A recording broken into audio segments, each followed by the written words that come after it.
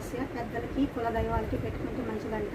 మా కులదైవం అయిన పేరంటాళ్ళమ్మ తల్లికి నేనైతే ఈరోజు పూజ చేసుకున్నాను. ఆమె 100 సంవత్సరాల క్రితం మా అత్తగారు ఊరు పొలిమేరలో వెలిసిందమ్మ. అక్కడ అందరూ ఈ ఆషాఢ మాసంలో ఉత్సవాలు అయితే చేసుకుంటారు. మేము వెళ్ళలేక ఇంట్లోనే చేసుకున్నాం ఈరోజు పూజ.